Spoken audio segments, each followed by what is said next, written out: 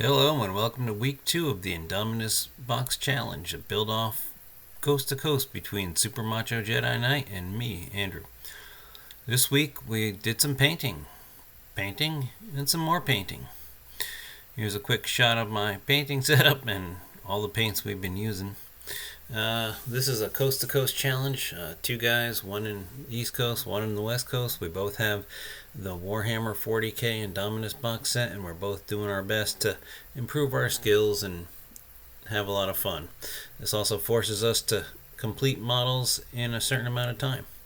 There I am watching him on his Twitch feed, and we're both building the intercessors, and he's doing a traditional Smurf army, the Ultramarines, and I'm doing 5 Ultramarines and 5 lightly modified Raptors. Since we did do a lot of painting this week, I looked at the color wheel and working on shading. Some of these models are in fact better shaded than they appear. I'm going to have to use a camera with a better, higher dynamic range, because I can see the shading with my eyeballs, but it's not really showing up. There you see some damage that I fixed. When I was painting, I realized that there was some roughness to this helmet, so I sanded it out. I really wish that I had noticed that before I got this far, so that it would have been a lot more smoother. We added some stripes to the chainsaws, and they look pretty good. Did a couple of different colors. I didn't want too much uniformity in my troops, but I do want the general color scheme to be the same.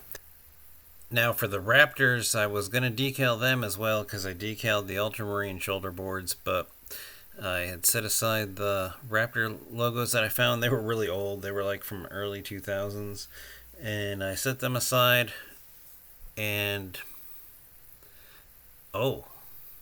actually I may have needed to bleach them out, so they may be hanging in the window. So this week we may have Raptor logos instead of me painting them, which would probably come out awful. I put a subdued metal on the Raptors, and I'm hoping it looks good after it gets washed and blended. Like I said before, the transitions on the model look a little bit better with your real eyes than they do with this Samsung Galaxy S10.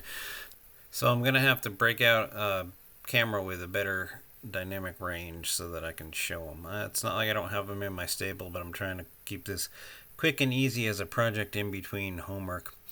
The shading on the leatherware is going okay. It's not as good. And then you can see I tried some eyeballs, and it wasn't the most cleanly thing, so we're going to keep trying those. Luckily it's thin enough. And the last thing I'll be doing is the face of the Ultramarine Sergeant. Some of the brands I'm using are Vallejo. I use those to soften up the decals. That's the cement I use. I was working on those bases. They're not coming out so hot. I used Null Oil. That's the only Citadel product in this. And here's some shades of red for some of the weapons. And MSP is also a color range that I like to use.